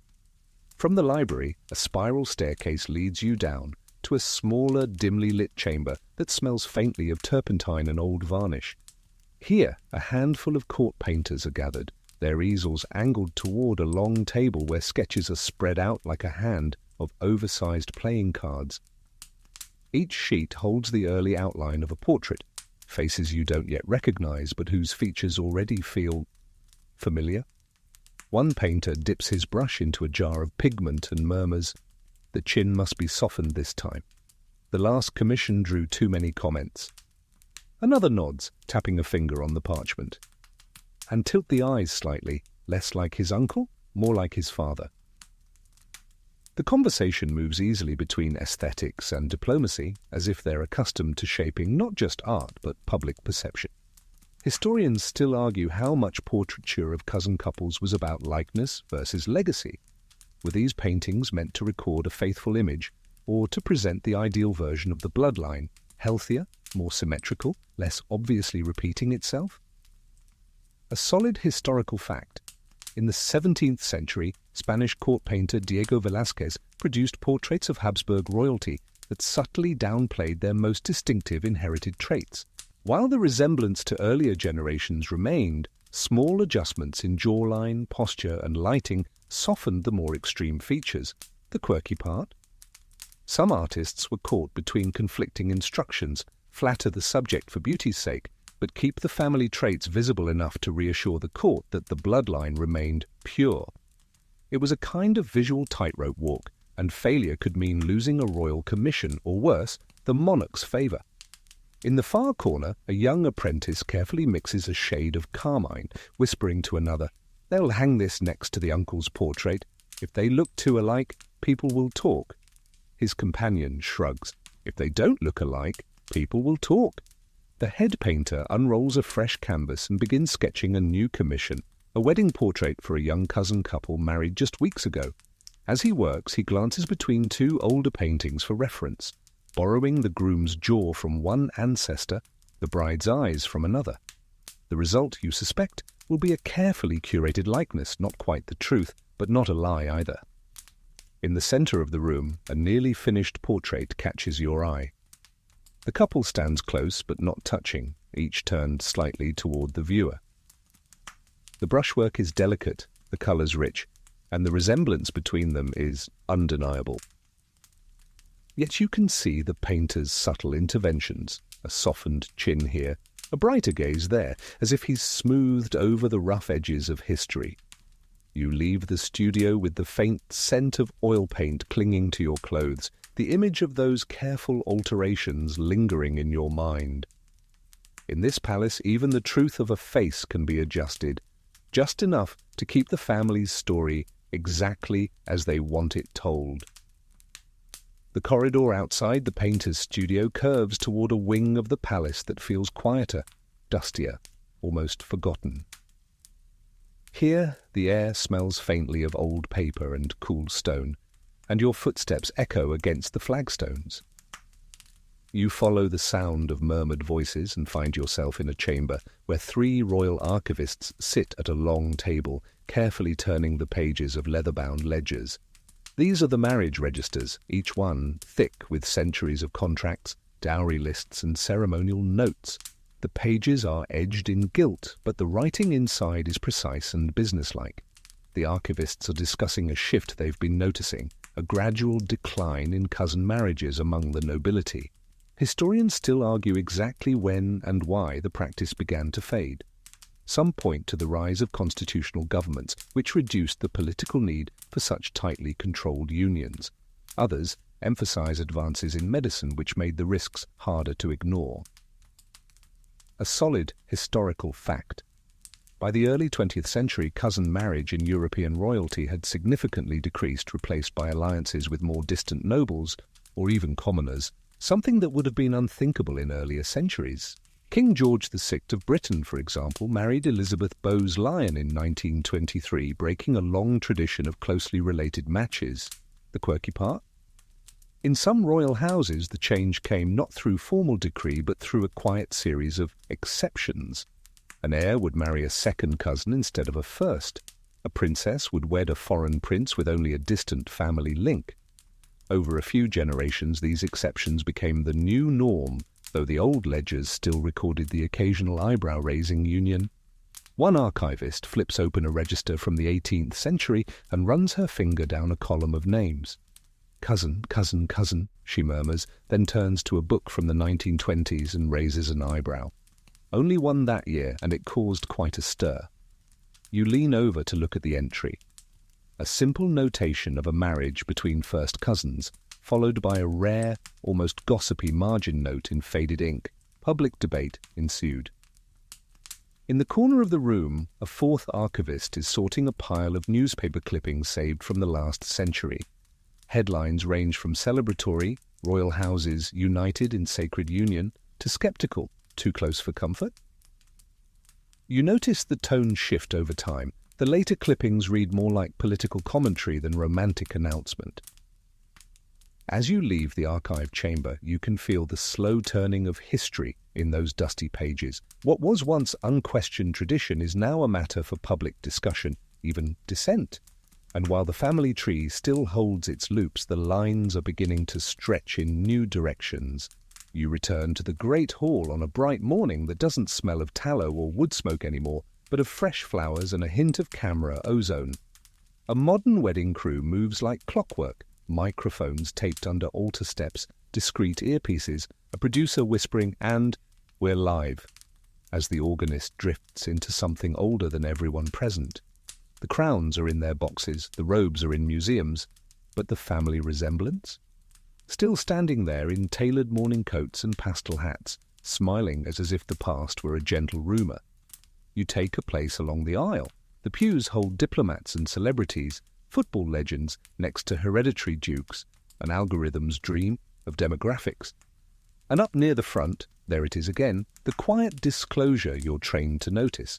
The bride and groom are related not in the eyebrow-raising sense of yesteryear, but in that pan-European, if you go back far enough, everyone shares a great-great-someone way.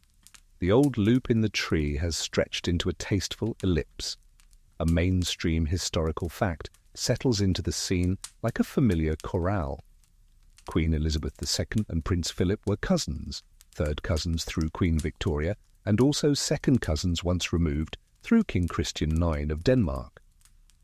Their 1947 wedding carried the soft echo of tradition without the tight coils of the earlier centuries.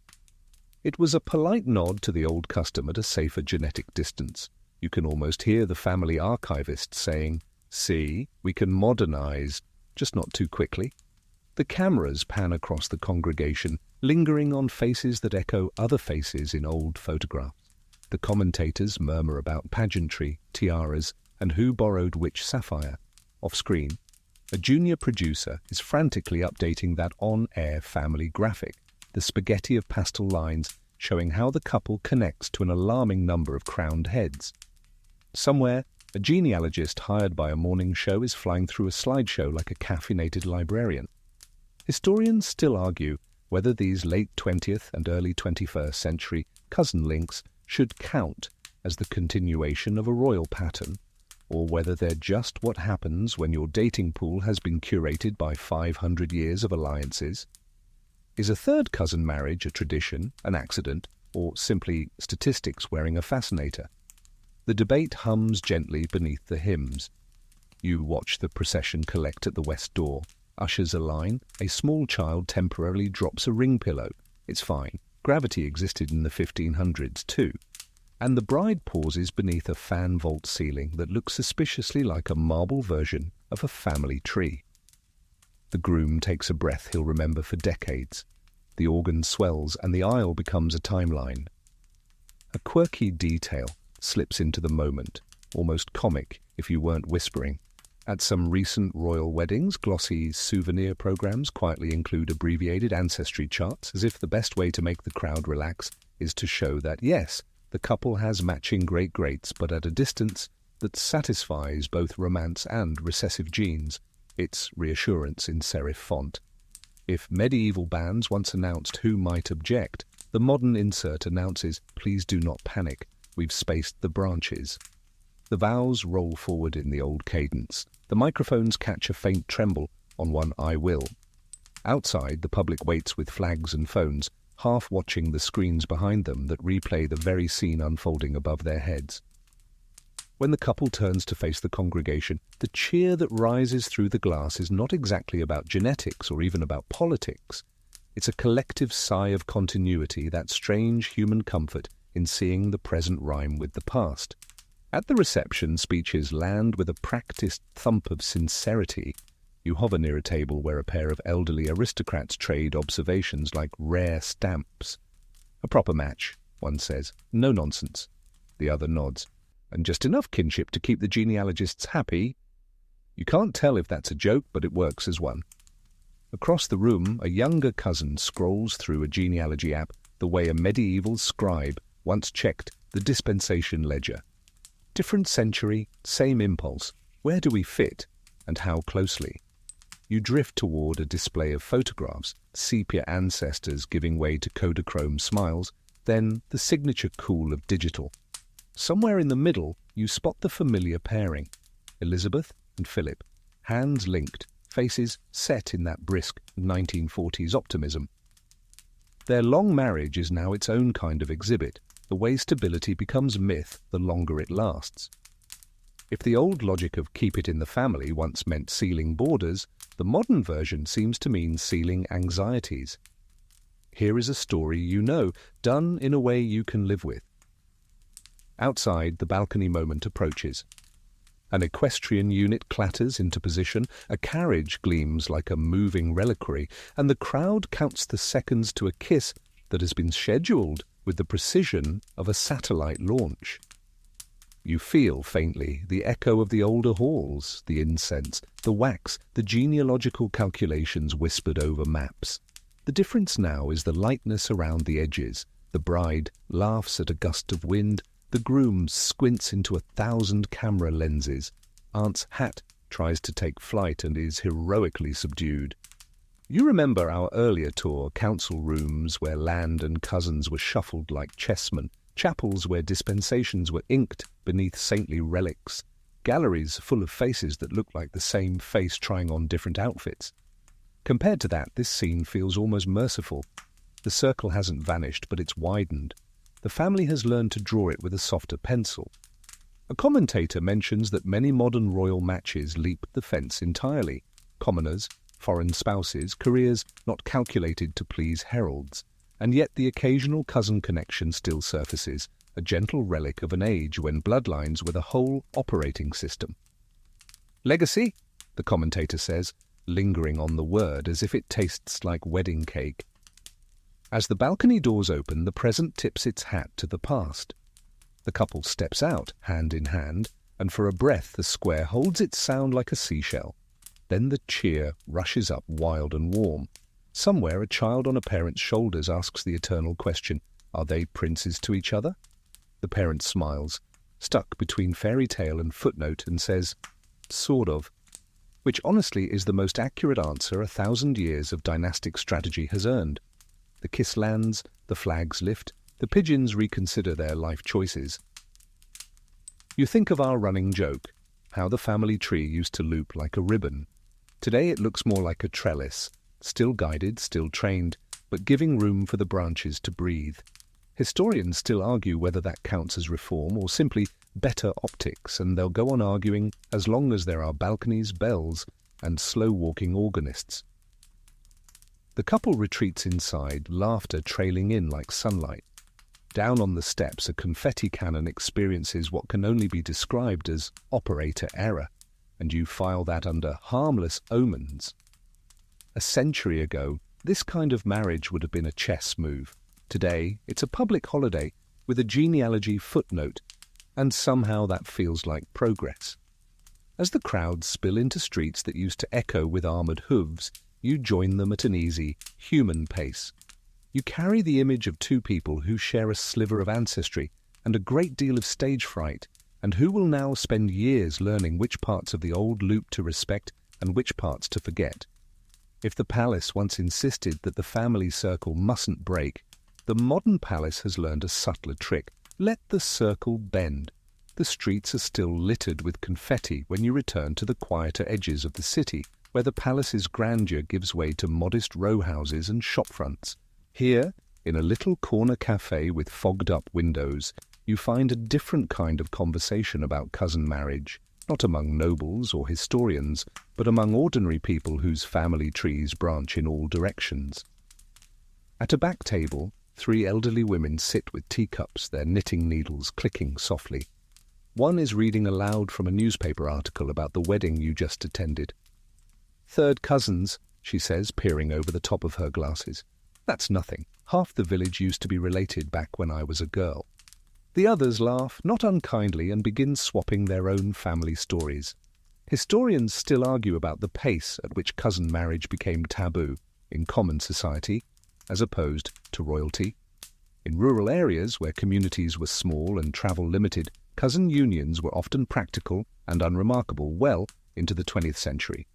The shift to wider marriage networks came with urbanization, better transport, and changing attitudes shaped by public health campaigns.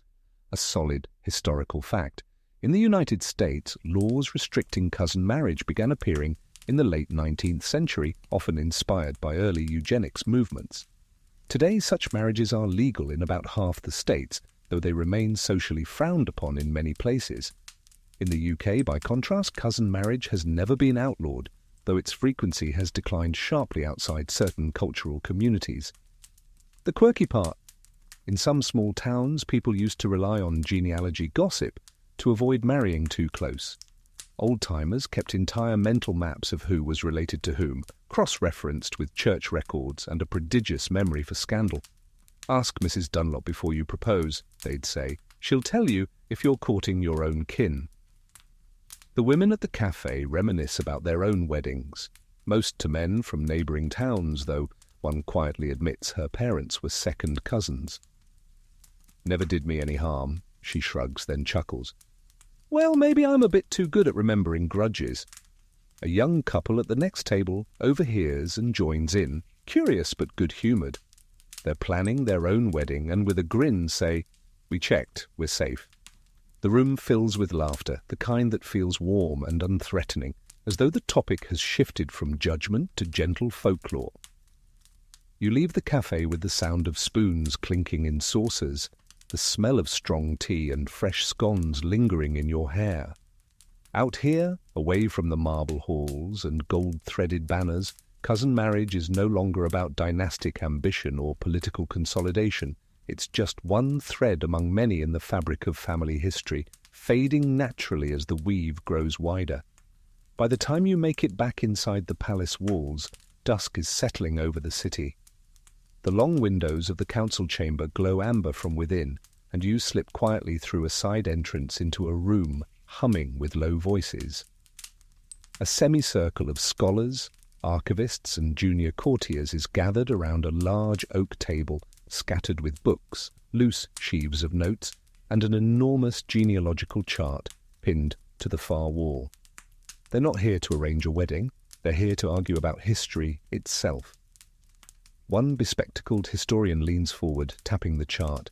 Look at the line from 1620 to 1720. Half of these major treaties hinge on cousin marriages. To say they were a mistake is to ignore the stability they brought. Across from him, a younger woman shakes her head. Stability for whom? The same families. The kingdom stayed intact, but the people suffered when unhealthy heirs couldn't lead or produce the next generation. Historians still argue over this question, whether cousin marriage was a calculated success for maintaining dynastic power, or whether it ultimately weakened the very empires it was meant to protect. The answer shifts depending on which evidence you prioritize, the preserved borders or the shortened family trees. A solid historical fact. Political historians note that the web of cousin marriages in 19th century Europe allowed monarchs to coordinate foreign policy more informally, often settling disputes in private correspondence. At the same time, medical historians point to the rise of inherited disorders in those same families as a contributing factor to their political fragility. The quirky part. In some modern academic circles, this debate has taken on the tone of sports rivalry, teams of pro-strategic and anti-strategic historians meeting at conferences, ribbing each other over dinner, and sometimes presenting mock court cases where cousin marriage is put on trial. The verdict is always non-binding, but the arguments are fiercely and often humorously defended. Back in the chamber, the discussion grows more animated. Someone pulls a thick, leather-bound ledger from the shelf and slams it gently on the table. Here, letters between two monarchs who were also first cousins. Half the content is about border negotiations, the other half about family birthdays. You tell me that isn't both diplomacy and intimacy. A voice from the corner counters. And yet those same letters include 3 references to the ill health of the heir, and 2 to finding another cousin match to strengthen the line. How is that long-term stability? The debate rolls on until the candles burn low, casting shadows that make the great family chart look like a map of constellations. Loops of light where the lines cross back on themselves. No one convinces anyone else, but everyone leaves with a sharper sense of how deep the subject runs. You linger a moment longer, alone with the chart. From here, it looks less like a record of marriages and more like a series of closed circuits, self-sustaining but also self-limiting. It's easy to see why the scholars can't agree. Whether you call it preservation or entrapment depends entirely on which way you trace the lines. The scholarly voices fade behind you as you wander into a smaller, wood-panelled study off the main corridor. Here, the air is cooler and a faint smell of fresh ink lingers in the dim lamplight. On a table by the window, someone has left a stack of papers. Modern legal documents, not the parchment of the archives. Their crisp white edges look almost out of place in this centuries-old room. You skim the top page and realize what you're looking at. A current legal map showing which countries still permit cousin marriage, which restrict it, and which ban it outright. Borders are outlined in thick lines of red, blue or grey, each colour telling a different story. Historians still argue whether modern laws on cousin marriage are a direct inheritance from centuries of royal precedent or a reaction against it. In some nations, the practice is still legal but socially rare. In others, it is both lawful and culturally common. A solid historical fact. As of today, cousin marriage is legal in most of Europe, Canada, Mexico, and much of the Middle East and Africa. In the United States, however, it is banned or restricted in over half the states. Laws passed largely in the late 19th and early 20th centuries during the eugenics movement. Ironically, in states where it's banned, historical royal cousin marriages are still celebrated in textbooks as part of heritage. The quirky part: in a few places, the legality hinges on oddly specific conditions, such as age, infertility, or proof of genetic counselling, creating situations where a couple might be legal to wed in one province but not in the next. It's the bureaucratic descendant of the medieval dispensation, still a matter of paperwork, just with more medical terminology. You leaf through the stack. One report notes that in certain immigrant communities, cousin marriage remains a deliberate choice, a way to preserve cultural identity or maintain trust within extended families. Another page lists countries where recent legal debates have revived old arguments, health risks, family autonomy, and the question of where tradition should yield to modern science. Through the window, the city lights flicker in the dark, and you can just make out the silhouette of the palace's older towers. Somewhere in those stone rooms, royal councils once argued over similar maps, only theirs marked kingdoms, ports, and alliances instead of statutes. The language has changed, but the theme is the same: who may marry whom, and what it means for the people watching. You set the papers back in order, your fingers still carrying the faint tang of printer's ink. As you leave the study, you realize that cousin marriage has never entirely vanished. It has simply shifted form, drifting between legality, culture, and memory, like a tide that recedes but never fully disappears. The next morning, the palace is hushed except for the faint coo of pigeons on the roof tiles. You wander into a sunlit gallery where a temporary exhibition is being assembled. Wooden crates lie open, revealing objects wrapped in soft muslin, crowns, portraits, and a scattering of more personal artifacts from royal households. A curator in a grey waistcoat moves between tables, arranging items for display. He gestures you over to a glass case containing a pair of small, worn leather gloves. These belonged to a queen who married her cousin, he says. They were found in a writing desk along with her diary. You lean closer and see faint creases in the fingers, as if she'd worn them often. Next to them lies the diary itself, opened to a page where the handwriting tilts slightly, betraying hesitation. Historians still argue whether such personal records reveal the truth of these marriages or simply the version the writer wanted to remember. Some diaries are filled with affection and domestic detail, others read like ledgers: duties fulfilled, heirs produced, ceremonies attended, love neither claimed nor denied. A solid historical fact. The diary of Queen Victoria herself, married to her first cousin Prince Albert, contains both tender passages about her marriage and pragmatic notes on state matters, often on the same page. She could write about Albert's charm in one line and the logistics of a political treaty in the next, seamlessly blending private sentiment with public duty. The quirky part: in some cases, historians have discovered that such diaries were later edited by family members before being archived. Embarrassing entries removed, candid frustrations crossed out. What survives is often as much a curated legacy as an honest confession. In another case, a display holds a pair of matched lockets, each containing a miniature portrait of a cousin couple from the 18th century. The curator explains that they were exchanged in secret before their engagement was formally announced, proof that whatever the political purpose, there was sometimes personal anticipation, even excitement. You move on to a wall of photographs, sepia, then black and white, then colour, tracing royal couples over the past century. Some bear a subtle resemblance that tells you the old pattern hasn't entirely vanished. Others look as unrelated as strangers on a train. The captions don't mention kinship. You have to read between the lines the way the past often demands. As the curator adjusts a spotlight over the glass case, you realize these artifacts hold a different kind of power than portraits or treaties. They show the human scale of cousin marriage, not just the crowns and titles, but the hands that wore gloves to morning walks, the diaries with their ink blots, the lockets kept close to the heart. You step back into the sunlight, blinking. Out here, the story feels larger again: empires, politics, law. But inside that gallery, the history was small enough to fit in a glove, a notebook, a locket. Small enough to remind you that every grand arrangement is lived out one day at a time by people who still had to sit down to write their own thoughts at the end of it. You return to the gallery one last time in the quiet of evening. The doors are closed now, the curator gone, the display cases lit only by small, golden bulbs.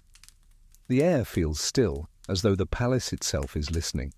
You walk slowly past the portraits, the gloves, the lockets, and the careful family trees, each one looping in familiar patterns. At the far end of the hall, a tall window looks out over the city. The rooftops are washed in silver moonlight, and the streets below hum faintly with distant voices. You rest your hand on the cool stone sill and let the centuries run together in your mind. Candlelit halls where councils whispered over maps, chapels perfumed with incense, feasts where the same faces gathered year after year, portraits where the resemblance became impossible to ignore. Historians still argue whether cousin marriage was a masterstroke of dynastic preservation or a slow gamble that frayed the edges of royal power. But from here, it feels less like an argument and more like a long, unbroken thread, one that began in political necessity, wound itself into personal lives, and eventually loosened as the world beyond the palace changed. A solid historical fact. The modern descendants of these dynasties, whether they married inside or outside their circle, still carry the legacy in their titles, their public roles, and in some cases, in their very faces. The past is not erased, it simply wears a different cut of clothing. The quirky part? In certain royal museums, visitors still point out resemblances between ancient portraits and living royals, as if the centuries were only a mirror away. It's a game the guides pretend not to encourage, but their smiles give them away. You take one last turn through the hall, your footsteps soft on the polished floor. The glass cases catch your reflection alongside the artifacts, and for a moment you feel like part of the story, not because of blood or title, but because the human themes here are so familiar. Families holding together, sometimes too tightly. Choices shaped by tradition. The quiet persistence of change.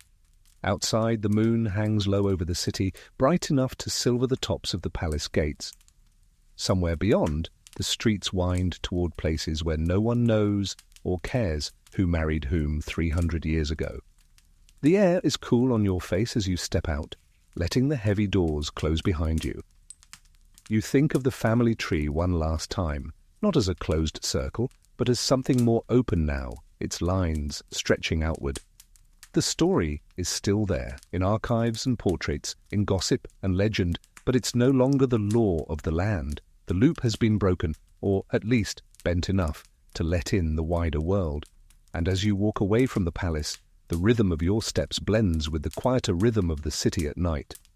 The story settles in your mind like the last pages of a well-worn book, familiar, inevitable, and now, finally, at rest. So now, as the streets soften under the hush of evening, let your own thoughts drift the way the moon drifts over rooftops. Imagine those candle-lit corridors fading into shadow, the murmurs of old councils turning into nothing more than a gentle rustle of leaves in the garden. The portraits remain, of course, but their painted eyes have grown tired of watching, and the weight they once carried has thinned into something lighter, almost tender. Think of the family tree not as a cage, but as a lattice, once rigid, now letting the wind move through. You can picture the branches swaying ever so slightly, catching light in places they once never reached. The names, the titles, the rules, they blur at the edges, becoming part of the long, slow music of history. In that softened quiet you can almost hear the small details, the creak of a leather chair in an empty hall, the clink of a glass set down on polished wood, the gentle click of a door latch at the end of a long day. They are the kinds of sounds you only notice when everything important has already been decided. And now so much of it has been decided. The crown still gleams, but its path is less constrained. The faces in the portraits still look alike, but they no longer tell the whole story. Beyond the palace walls, the city hums, the sea of rooftops stretches away, and the air is cool enough to settle the mind. So take a deep breath. Let the air in slow and steady. The past will stay where it belongs. The present will keep moving forward. And for now, here in this quiet, you can simply close your eyes.